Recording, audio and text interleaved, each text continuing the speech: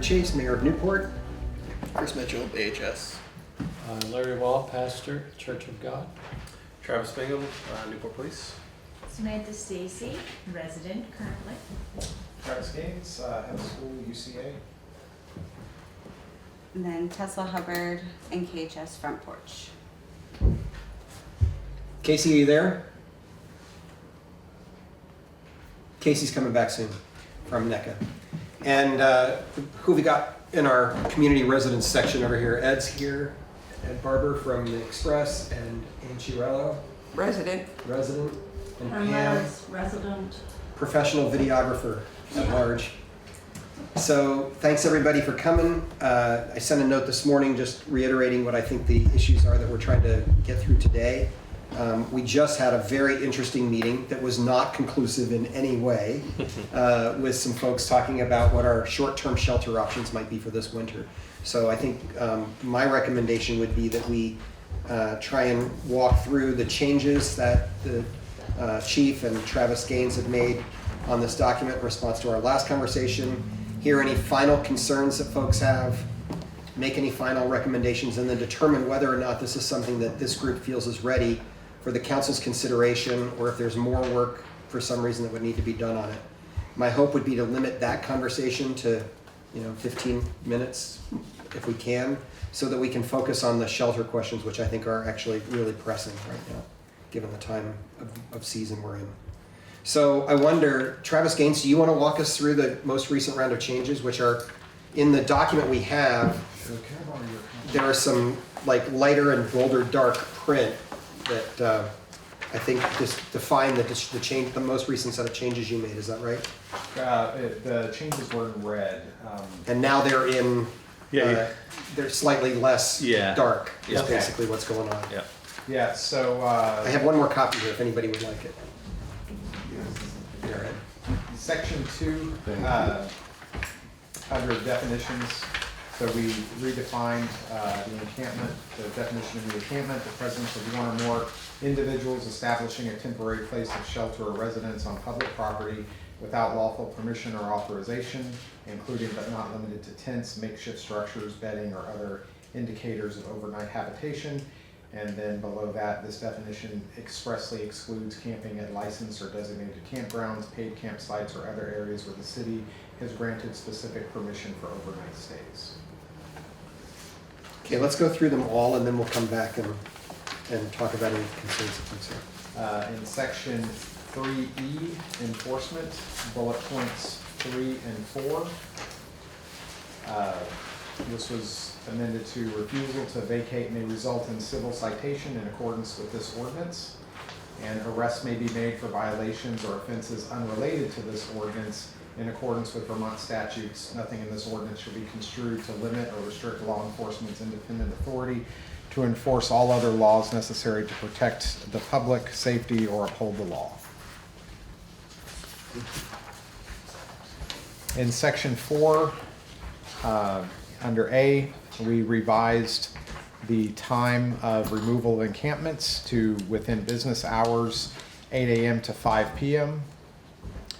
And then section 5, law enforcement and arrest guidelines. This ordinance does not make homelessness a criminal offense. Law enforcement officers are encouraged to use discretion and seek voluntary compliance whenever possible, referring individuals to available services and shelter resources first. Citations shall be issued only in cases of noncompliance with the provisions of this ordinance. No arrest authority is conferred by this ordinance. However, similar to 3E, arrests may be made for violations or offenses unrelated to this ordinance in accordance with Vermont statutes when such actions are necessary to protect public safety or uphold the law. Section 7, in regards to civil penalties, it's been revised. First violation of $50, second violation $100, subsequent violations $100 each, with the maximum total penalty per individual not to exceed $700 within a 12-month rolling period. And that is all for changes. Thank you. Thanks for yet another round of edits that you did. Not a problem. So I wonder if folks around the table have comment first, and then I know Ann's got some things that she'd like to say about this too, and maybe others.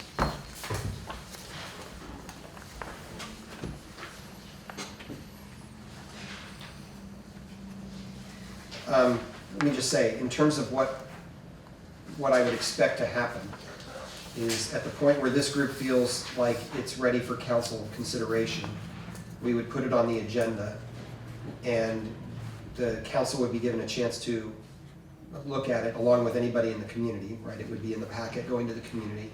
Council would have a chance to give feedback to it, and there would be an opportunity for residents in the community to speak to it. And then if the council feels they're ready to act, they would take action to approve it. And I don't believe that it takes any further, there's no other bar that it has to meet in order to become an ordinance, is that right?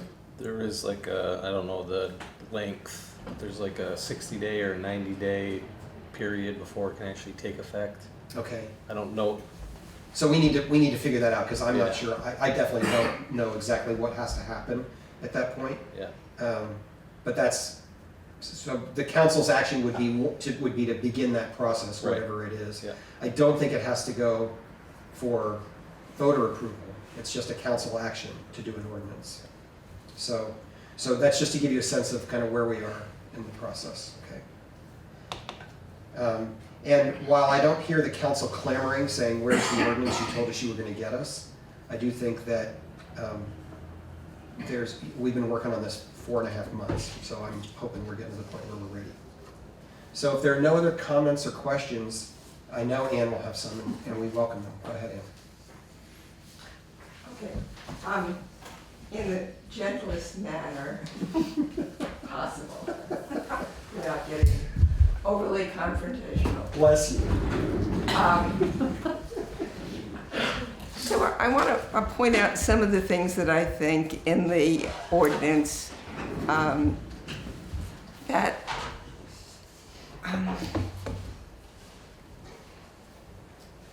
I guess I have to say are adverse to each other. I mean, we all knew that when the program, the hotel motel program died and people were thrust into the streets, that they came to NECA and other organizations and they said, could you find me a place now to stay? I have no place to stay. And NECA said to them, you know, basically, we're overwhelmed. I'm just paraphrasing. I'm not saying exactly what they said. Here's a tent. Now, can you imagine a woman of 80 being given a tent and go out and live in it? You know, we're giving you the tent for free. And they did. They tried. And they said, well, but could you suggest where I should go? And they said, well, we don't know where you could go. So and we don't have transportation in the NEK. I mean, you know, maybe you could call up and get RCT to, but you have to tell them where you are, where you're living, where should we take you from? But you don't have a place from. So there you are with your tent. And you don't have anything, your food. How are you carrying your clothing to whatever the place is? And so you go down to the police station and maybe you say, well, where can I set up my tent? And they say the same thing, well, we can't tell you where to set up a tent. I mean, really. And then at the end of this ordinance, it says, you know, when the police are going to try to move you on, we're going to bring in social service, we're going to bring NECA down, and they're going to help you find a place. If they had a place for you to begin with, they wouldn't have given you a tent. So there is a hypocrisy, really, in that. I want you to feel that hypocrisy. And then you also have people that are, you know, some of them are like, you know, me. If they took away my Social Security and they took away everything, I'm there, and I want you to treat me well. But some people, and I'm going to get more and more depressed as the process goes on, and you may make me mentally ill, but some people are mentally ill to start with, or, you know, they were born and they didn't have all the advantages mentally or physically that some of the rest of us have. And what is it going to do to them when they're in the tent now And you come along, and that was they got the tent, they found a place, they set it up. It couldn't be too close to the center because they knew that was a problem. They got to walk to everything, the supermarket, way, way, way away. And then you come along and you say to them, oh, well, you can't be in this place because this place is 450 feet from the school. And they say, well, can I move 50 feet more some way? And they say, oh, no, you can't be there either. Well, where can I go? You say to the police. And they say, I can't tell you where to go.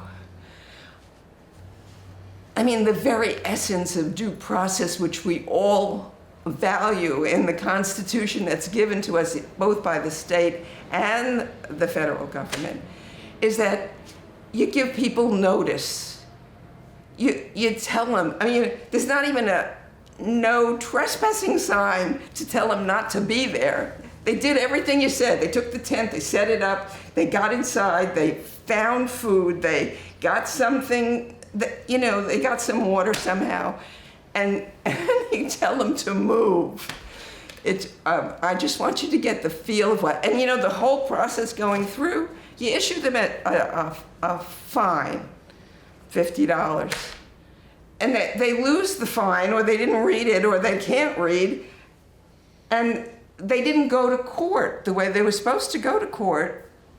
And so then the process starts happening. Oh, well then a $50 fine automatically, and then to be paid within 30 days, you don't pay it. And then the court gets its back up, and it does what the court does. Well, you didn't pay your fine, we're gonna hold you in contempt, okay? Then arrest warrants can issue for you.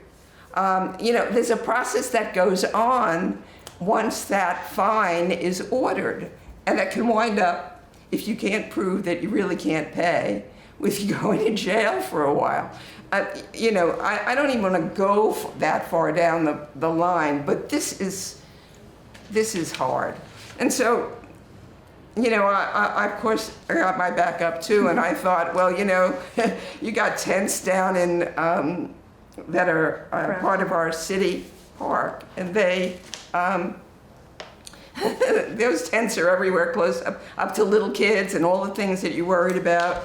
And I'm not going to press on that because I don't want Party Beach to disappear.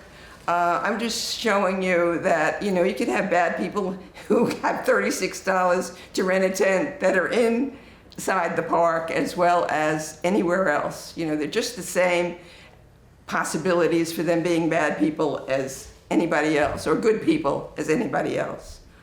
Just things to think about.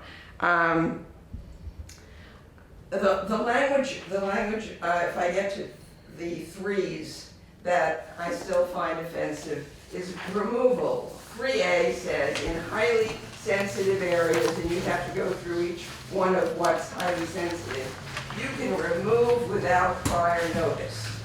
Now what's the problem with giving somebody a day? You find them in a bad place. I mean, there may be some places that are really bad. I don't know what, like the train is going to come within a half an hour and kill them if they don't move off. Yes, you can move that person immediately without notice.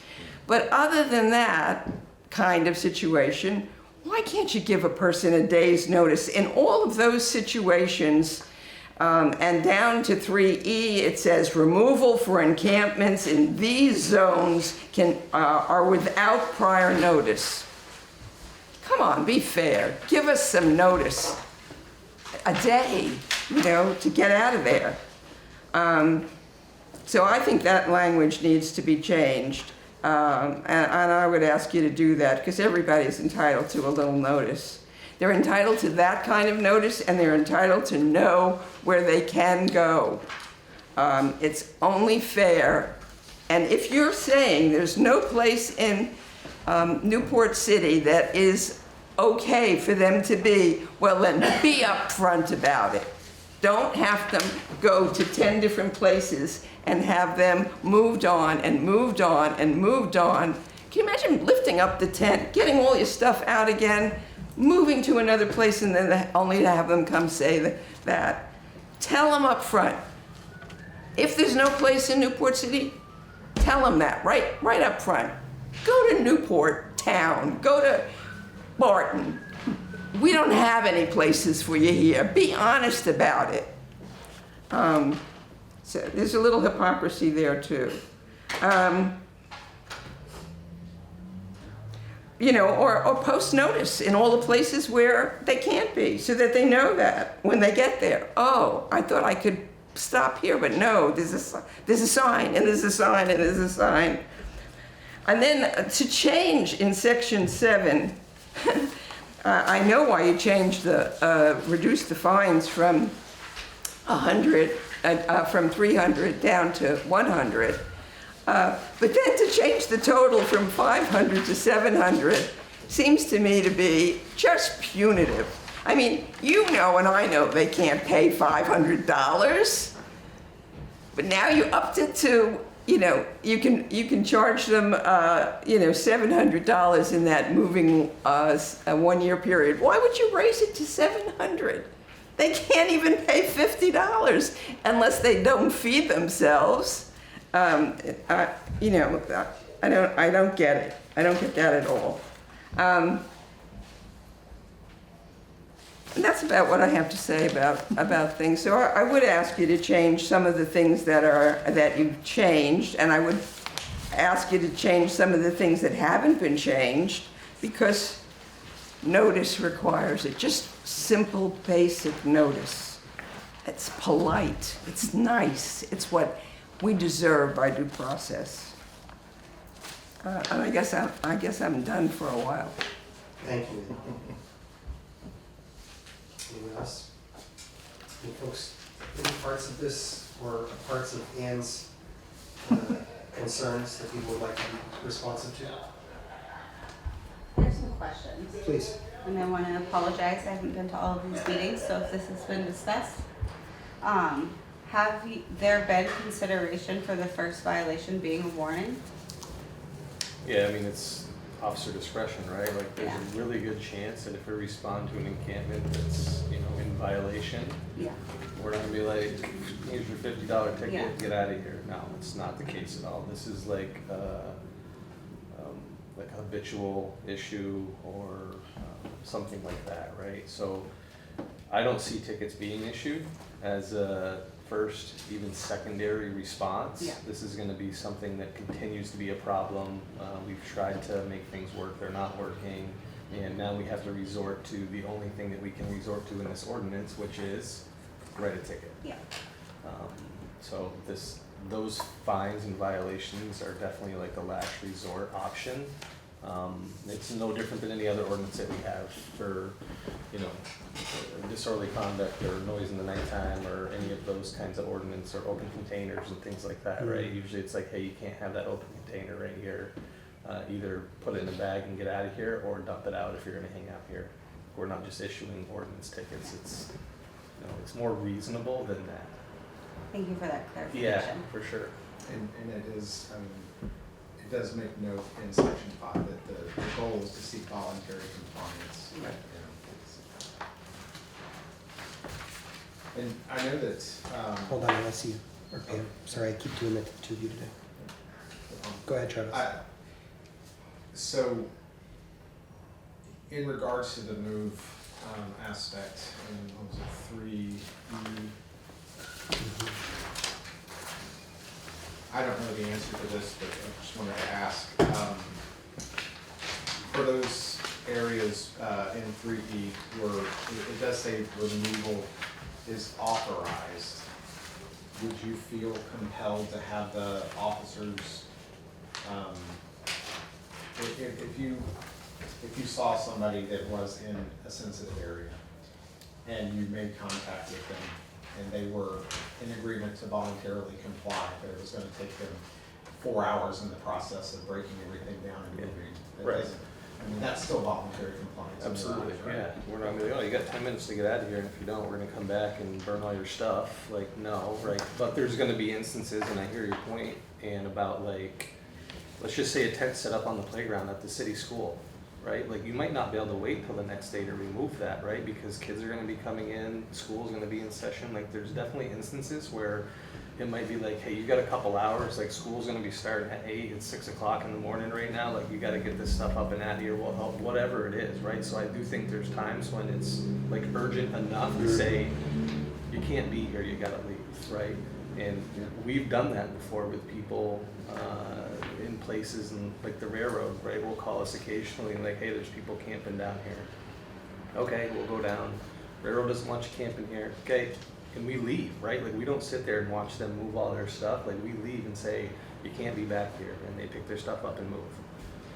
So you're saying you're being reasonable, but that reasonableness needs to be documented in here, whether or not you're going to give them a warning, which is fabulous. You know, the first time we see you here, unless it's an emergency situation, you've mentioned one, I've mentioned one, we're gonna give you a warning. It doesn't say that here. Well, that's everything that we do in police work. It doesn't say that I pull you over for speeding and write you a warning. It says what the fines are. But if I pull you over for speeding, I might give you a warning. Like it's no different, right? Like this is like, I look at this as like a statute and a go by. This is like the worst case scenario that we would follow, right? It doesn't mean that you're gonna get a ticket. It doesn't mean that we're gonna take all your stuff down immediately. But that feeling has got to be in there, because if you're worried about giving a policeman discretion so that he can give a warning, or he can do this. Yep. He sees this, he thinks it's okay to do this. He doesn't see in here that it says the first time you can give a warning.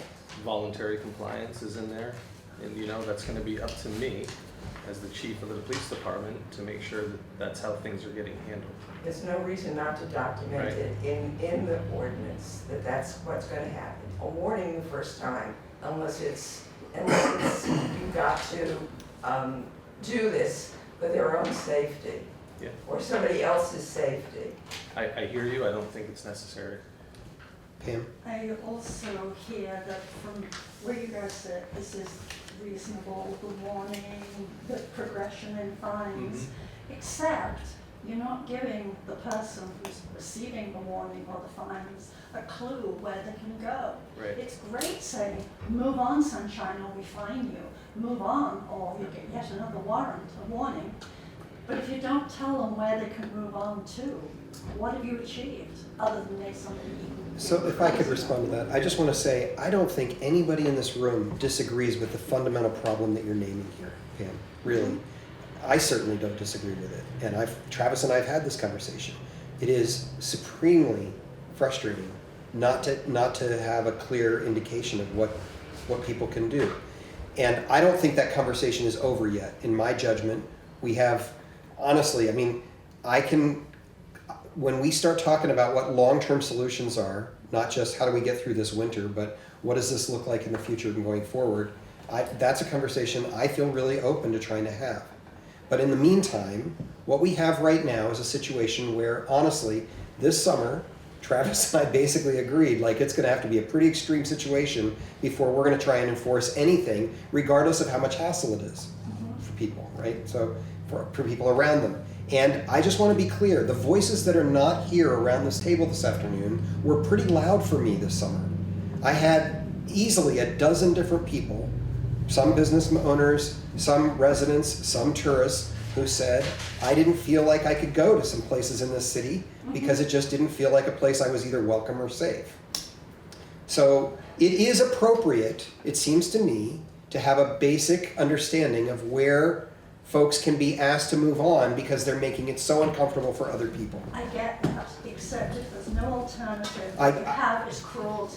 Well, cruel or not, there's a problem with just leaving it the way it is. So no one here is proposing that we create a to use that word, punitive system, and that's our answer to this problem, right? What we're trying to do is come up with a relatively as appropriate a standard as we can for our officers to follow, and simultaneously working hard to try and create actual alternatives for people. The one that's right in front of us, in my judgment, is what do we do for folks this winter who have got nowhere to go when it's cold outside, right? That seems immediate. Then there's a longer term question that I hope we aren't going to get distracted from, which is what should we be talking about long term, and how do we end up with a congregate care with wraparound services kind of opportunity for folks. And the truth is, once we get that, we're still going to have another problem, which is that a whole bunch of people would rather camp than go into a situation like that when it's nice outside, right? So we know we're going to have to answer. These are cascading kind of conversations we're going to have. So I guess my feeling is that we get as close as we can. The charter can be changed in the future. If we decide that it's not what we want, we can. The good news is that's exactly what the council would come back to reconsider. And in the meantime, it seems like, from my judgment, we've come up with something that, given the fact that we've got a chief who wants to be as responsive as possible and who clearly is giving those instructions to his own department, we've got something that I can live with for the time being, that buys us a little bit of space with some of the people who are also stakeholders in this community and who have real concerns about how this impacts their business or how it impacts their ability to enjoy the waterfront or whatever it might be. I have a question. Doesn't the description of what the ordinance is not intended to do cover these concerns? Yeah, so It doesn't intend to criminalize homelessness or penalize individuals solely for lacking stable housing. I think so. And that doesn't take away I may be from- wrong. No, I think you're right. But I understand the point that both Pam and Ann are making, which is that we don't have a good alternative to offer people.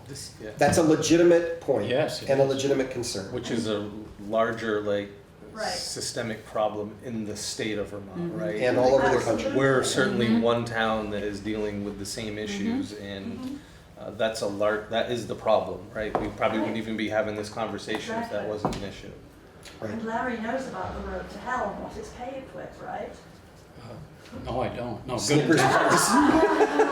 That's what my dad used to tell me. You clearly don't know. Yeah. Okay. Tell me, y'all, what your interest is as a task force. Taking care. I recognize that at least Chris and maybe others of you are in positions where you're not really in a place where you can say, this is what the city of Newport should do. But I think the question really is, have we, in the words of an old friend of mine, cussed and discussed this matter fully enough at this point that you would like to send it to the council? Or is there more that you all would like to consider before we do so?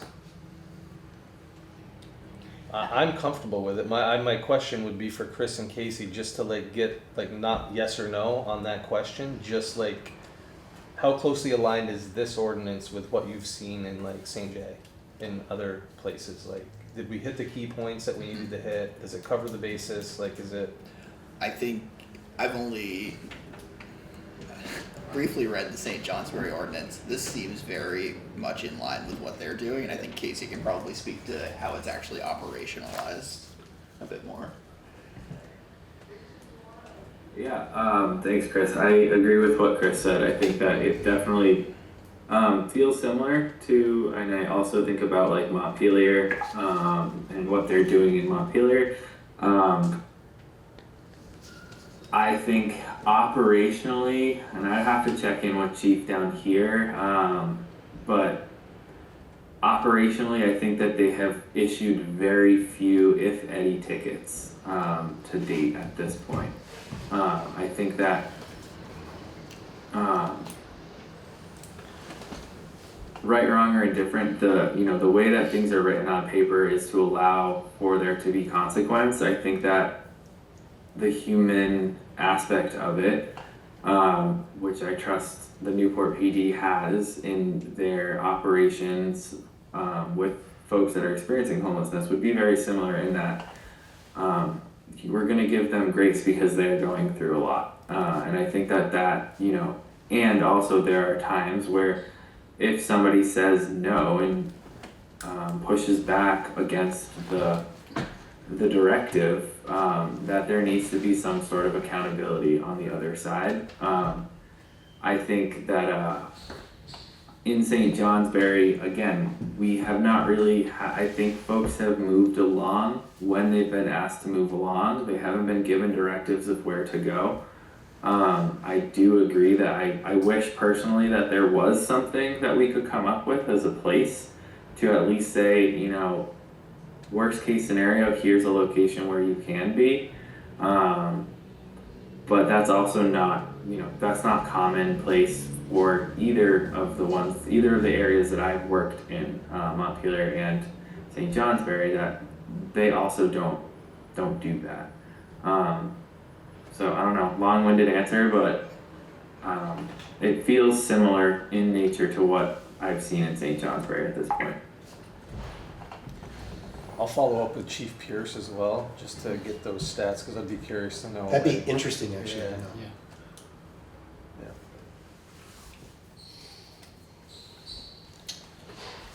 Yeah. Okay, so are you all comfortable with our, insofar as the word comfortable is the right word, which as soon as I say it, I think that's not the right word, but are you all prepared at this point to send this document on to the council for its consideration? All right, I will work with. I'd ask you to take a vote. No, because I don't want to put folks who shouldn't be in the position of trying to. But they didn't assent then.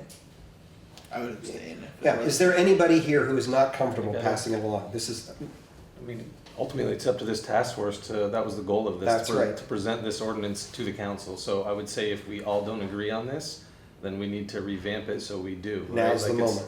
It's not gonna be, Travis is the only one to agree, he's the chief, we can't say no, so we're gonna send it to the council anyways. It's gotta be collectively, all of us saying, yes, this is what we wanna present to the council.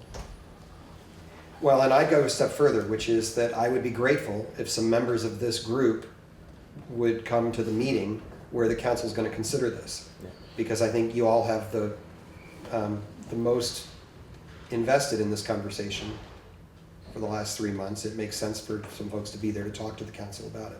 So I'm willing to put this on the agenda either for this coming Monday night or for October 20th, whatever you all would like. And I'd love to know if there are 3 or 4 people who could come at least to speak to this. I'll be there. Okay. I'm happy to come as well. I will say I understand where Ann's coming from.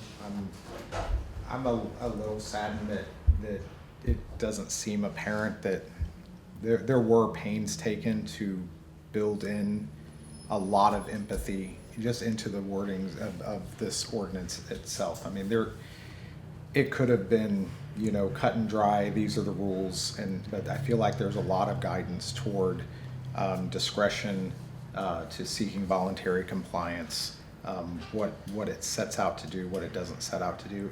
And I think, you know, I fully understand, yes, in a perfect world, could we say, you know, 3 blocks down that way, it's a big open field, it's public property, that's the okay spot. But I don't even see how a group like this could go about saying something like that. The public property belongs to the entire public. I could just imagine members of the public coming and saying, hang on, that's mine too, and you said who could do what there? Who invested you with that authority to turn this area or that area into a public encampment without a large, you know, city vote and discussion around that with all the stakeholders? So it's, yes, and in a perfect world, I can see where that would be ideal, to not just continually tell them, you're in a spot where you can't be, this is where you can be. But that's accepting a big mantle of responsibility to say, I'm going to tell you how the entire community is going to dispose of this community asset in public property. So, Thank you, Travis. yeah. My thoughts are, so this, once it goes through to city council, it can be amended next year, right? Sure. Because like the biggest issue is that we don't have solution for the people that don't want to live in a tent, and a tent is the only option. And where people can go is obviously something that I've voiced, that I want to be able to tell people where they can go, but we don't have that's really complex and we don't have a solution right now. So I feel like this is where it needs to be for now, and it's time to transition into the more pressing issue of finding a solution because there's a chill in the air. So that's what I think. Yeah, and she's correct. We did the same thing with the ATV ordinance. Like originally it was 7 a.m. to 7 p.m. Then we realized that all the city events that we have don't end at 7 p.m. So if you wanted to ride your four-wheeler into town, you had to leave by 7 p.m. So we amended the ordinance to 10 p.m. So like things, you're exactly right. Like that amendment That's a good example. later on could work. So you're just looking for general consent? I think general consent and an indication of whether or not you could be available if we did it. I'd be willing to put this like earlier, first on the agenda on Monday night if we did it this week. If folks can come and be with us for the initial part of the meeting. Yes. Definitely before, actually, there's gonna be a longer executive session and it will be at the very end this week. Larry, what's your life like? My life? Are you available Monday night? Wait, I don't want the whole song and dance here. I just want. No. Since you asked me so nice, I'll be there. This Monday night? Yeah, the 6th. Yeah. October Are you 6th. around? Available? I can be available. Be grateful. Somebody from Journey can be there. Bird, beautiful. Okay. What time I are could be there or not. council meetings again? 6 o'clock. Nice. Okay. Okay. Casey, you're welcome, and of course, if you can make it, or if somebody else wants to come from NECA, but I don't think it's required. What time is it? 6 o'clock Monday night. Mr. Mayor, can I ask, is an attempt going to be made to reach the homeless about the fact that this ordinance is going on and up for a vote on Monday, so that they can participate and have their voice heard? Best way I know to do that is to let Adam know, but I'm not sure that's the only way to go about it. If others have a way to do it, that's fine. Well, I mean, I would hope that the social service would have some way of reaching some of the people in the encampments, the alleged Yeah, the tents. we would be happy to have something within our food shelf for folks that are coming in. I think also, Rick, if I may be mistaken, is it posted in the Express that No, there's a town meeting? no, not necessarily. No, it's typically just listed on the website, and then Pam and others do a pretty great job of getting it out on social media, but that's not necessarily. However, most people who are unhoused are not reading something. That's what I was just saying, right. So I think any help you could give us, Casey, to just let folks know that we're talking about this, and we'll also be having some conversation about next steps on trying to deal with the winter shelter question. So we'll cover both of those things. And sorry, I had one question. Just in regards to section 7, the penalties. Yeah. The maximum, I heard the conversation about the maximum going, not exceeding $700, and I'm just curious, is there a reason why it's 700 now? As opposed to 500 or Yeah. or below 8. The reason it's below 8 is to keep it out of the criminal territory, but because there's originally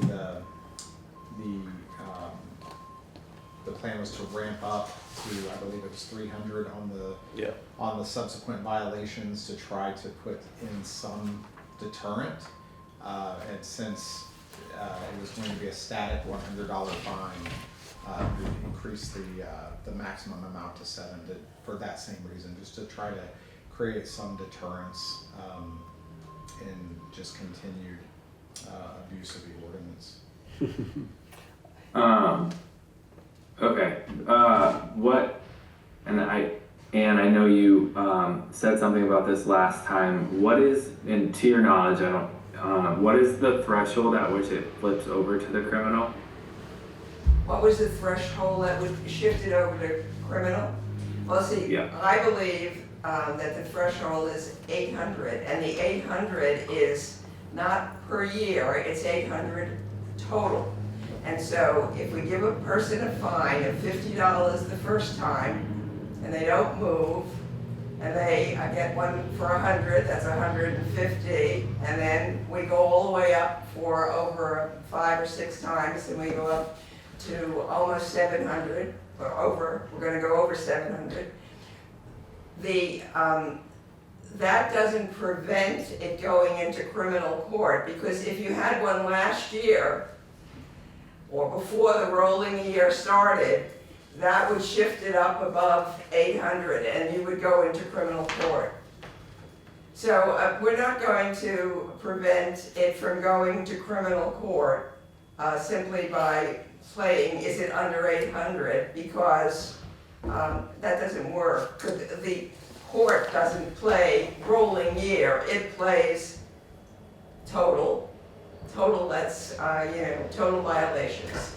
So it will shift into that if that happens. Now, we're being told that gently, where this is probably not going to happen because they're not going to give out many of these tickets, and they're going to give a warning first, most probably. Mm-hmm. But that's all theoretical. If it would be in the ordinance, then I would be comfortable with the fact that, well, this is not really going to happen, that somebody's going to be criminally prosecuted for it in the end. But it's not in the ordinance. It doesn't say that. We've got to trust people's goodwill.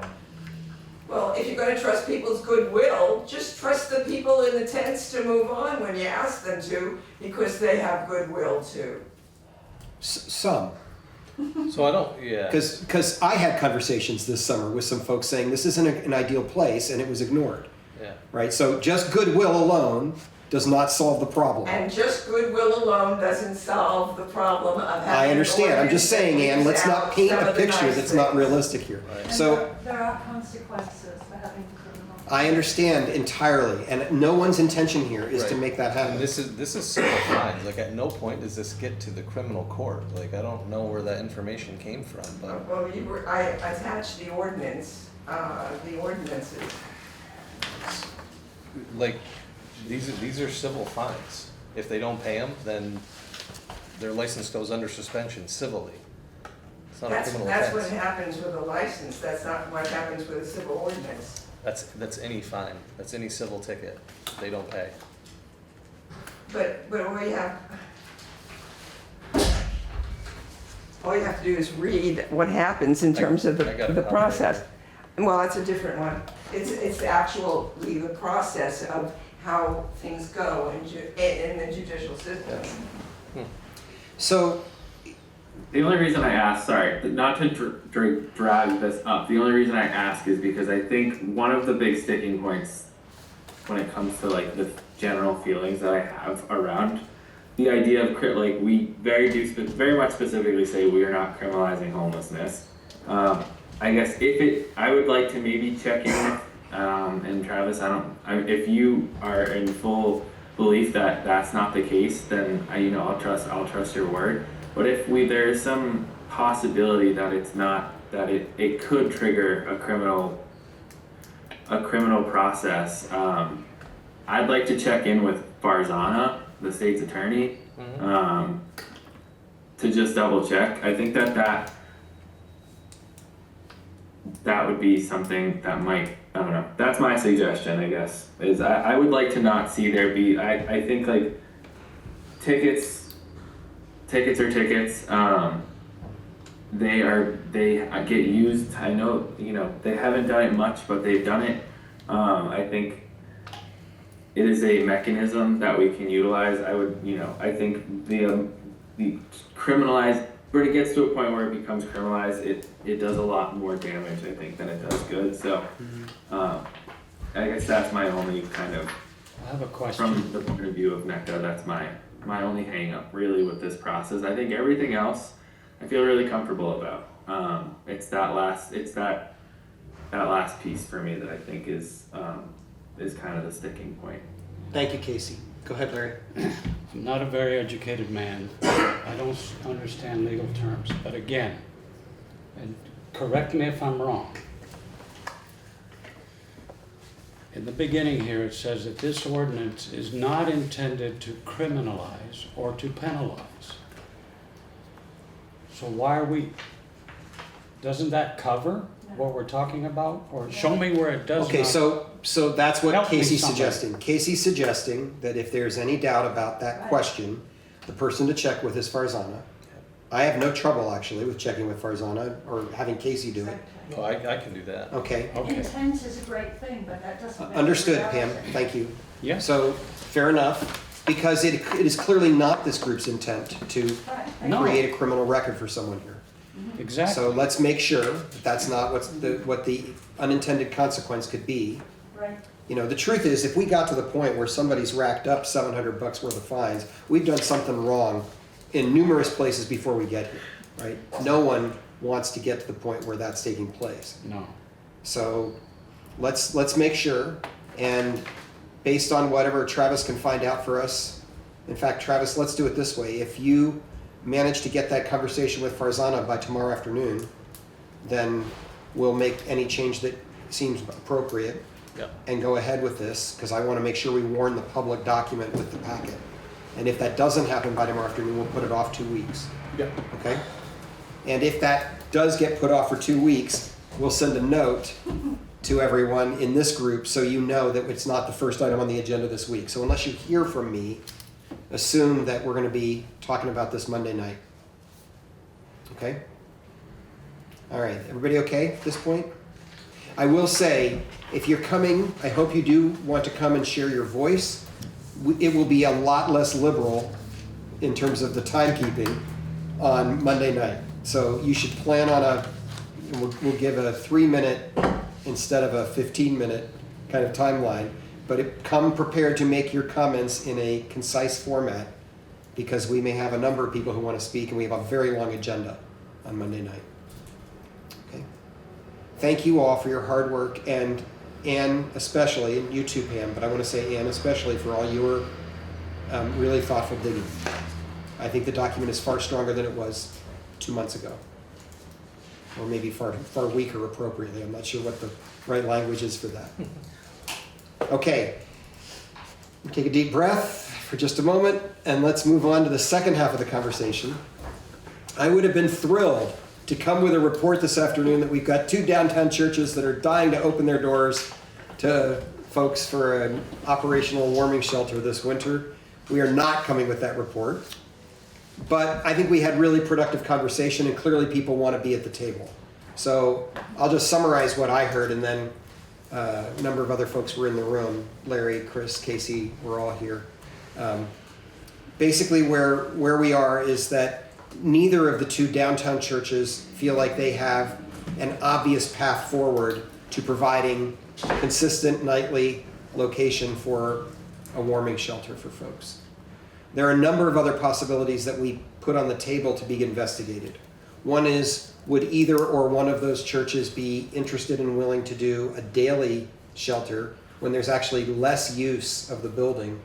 Because, for instance, St. Mark's has activities going on almost every evening of the week at the church that could be really challenging to work around. But there's openness at least to the possibility that we might want to create some kind of a day use place for those folks. Second possibility that came out was that it makes sense to reach out to a broader group of churches and to find out if we were talking about a very limited number of nights per month, could we find enough locations that might be willing to take 3 nights a month instead of 30 nights a month to provide their location. And so Larry is going to make some initial outreach to folks and invite them to our next meeting, which will be next Thursday at 2. We'll meet again 2 o'clock next Thursday afternoon here. There are, I think, at least a few other possibilities that I can think of that I'm not prepared to talk about publicly yet, about other folks we might reach out to for other shelter possibilities overnight. I don't think, and there were some other towns that we talked about, but I'm not prepared to even mention those in a public space at this point, because I don't think they're appropriate for the city of Newport to go and ask for that kind of support. So I think really we're trying to figure out how we can do a relatively homegrown resolution to this.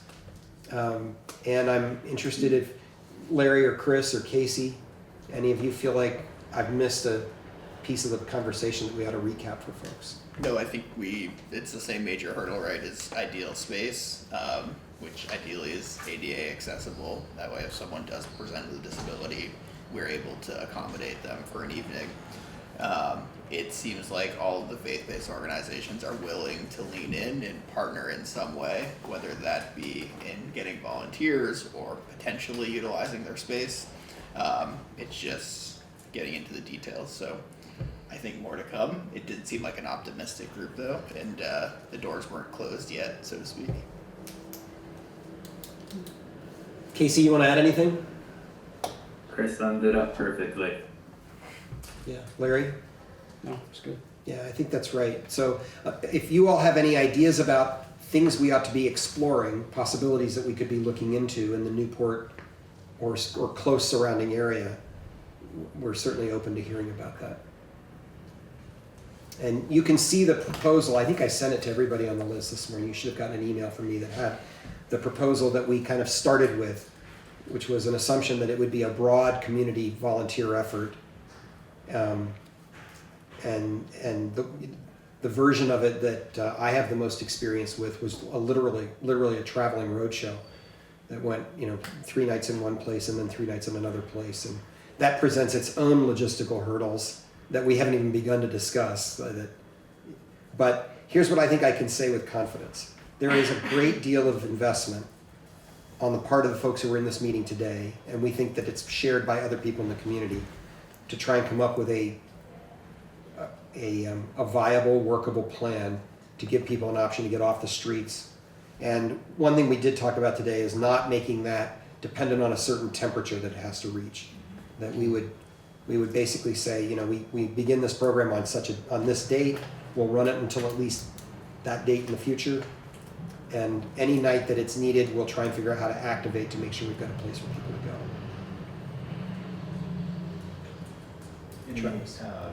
Any progress or talk on the Spates property that was discussed? Yeah, we did have a conversation about that. We went and looked at one property, and then we had pictures and the description of the other. I think, did you go see it? No. Did you go see it, Casey, the second apartment? We eventually decided that it was actually a really helpful offer from Magog Rentals. They were willing to sign a short-term lease and try and make this work. It was a second-floor apartment up a difficult flight of stairs, and it was actually a very limited amount of space. And so finally we said, let's go see if we can explore other larger opportunities that wouldn't be quite so permanent. We were also on a time crunch of like 2 days to. Yeah, we had to make a lease it or decision not, within like 48 hours. Yeah, people are lining up to get access to that, so. I feel pretty committed to this. I spent 3 years chafing as director of Newport Downtown Development because it didn't happen all the time or even all that often, but on a irregular basis, I would come across folks on the street who clearly had nowhere to go in the middle of the winter here in downtown Newport, and it just drove me crazy that there wasn't a conversation going on. So I'm really grateful because I know Casey and Chris have been working on this set of questions for a long time, and some of the others of you around the table have been as well. So We had a family sleep in our interview room last night. really, Yeah, mother and 2 kids. They were here when I got here this morning. I don't know how they ended up here. I just know they stayed in the interview room last night, and Mecca was super helpful today in getting them where they needed to go. that's really important to hear, actually. Thank you. Yeah, that's a super difficult case that we are still actively working on. Yeah. It's a very interesting one. I mean, we've supported a number of folks coming across the border, and this one is probably the most difficult thus far, but they are housed tonight, which is great, and we'll hit the ground running with them tomorrow. Appreciate your help. Appreciate your help on that today. And Travis, I appreciate whoever it was in your shop who made the decision to give them a place to be last night. So, thank you. Yeah. Yeah, and Travis, the number I called you on earlier today, if you want to share that with your officers, that's my personal number, and it's my phone's always with me, my personal one. So Okay. if they've got something that comes in, I mean, hopefully not at 3 o'clock in the morning, but you know, reasonable hours. Well, that seems like when it comes in. At that point, there's not much I can do. But Yeah. if it's one of those things that comes in, you know, at a relatively normal for not a police officer hour, I'm always happy to help. Yeah, no, I appreciate it. Today you guys were great. When you mention housing someone in this building, I mean, I know you think there are many things about this building that are not ideal for that in the wintertime. But I think, you know, the city council room, for instance, is not usually used after 8 o'clock or 9 o'clock. And there might be other rooms that are available here. And having the police presence in the actual building has its benefits as well, as opposed to having one person supervising a situation who may not be as experienced as a police officer is in a place that's distant from here. So I know we've used the gym before for the winter at times in emergencies. And we've set it up for other kinds of emergencies, potential floods or something else. I think the churches are, you know, are a little unwilling because of some of the unknowns. But you guys are ready to handle such things. Yeah, it's not an ideal situation. Like today, we needed our interview room, right? So like we had to figure it out. But it happens occasionally, and like the officers do have empathy when it does happen. Like we try to make something work in the the time frame that we have to work with. So Maybe but we could. it's not ideal. No, but nothing that we've mentioned is ideal. Right. Yeah. So it's a thought. It has happened here before, and maybe that in desperation, maybe that's where it has to happen again. Thank you, Pam. I want to raise another issue. You have Ed in the room, whose journalist siren just went off, and you have me with a camera, and obviously I'm not going to stop the camera. But you mentioned family coming over the border and how you're working to help them. Great, except not everybody's as warm and fuzzy about that. And I would really hate to have ICE storming this area again. I actually did not mention they came over the border, and I didn't even ask how they got here because I didn't even care. It didn't even matter to me. My phone call was to NECA to say, hey, we got a family downstairs. Don't know anything about them. Didn't ask any questions, and they helped me get them where they needed to go.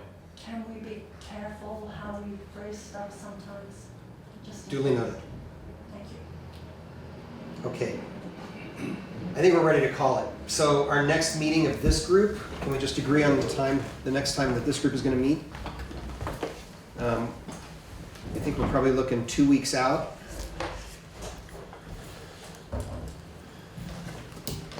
Are we going back to Wednesday as opposed to? I think are people preferring Thursdays? Yes. Yeah, Yeah, that's what I thought.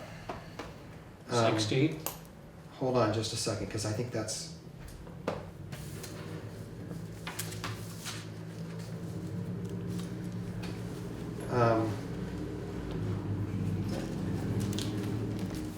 Here's what I think about this. I will be gone on the 16th, and I'd really like to be here. I have to be gone the 13th to the 16th for work. What if we went 3 weeks out to the 23rd with the understanding that this subgroup is going to keep doing its work, and if there's action we can take, we're just going to take it. Okay. Okay, we're just going to keep on moving. We won't wait for Good. approval. Does that sound okay to everybody? Same 3:30. 3:30, yep, here in this room and on hybrid. That work okay for you, Casey? Oh, you're muted. What was the day? Sorry. Thursday the 23rd. Okay. I unfortunately will not be able to do the 23rd. We have our some exciting news for the Northeast Kingdom. We are finally participating in the Wheels for Warmth program. And we have a collection day for tires on the 23rd and 24th. So I won't be able to make it, but I'll be here. Okay, Chris will be here. What about, does that work for you Yeah. too? Okay. Okay, then I think we got it. Thank you, everybody, and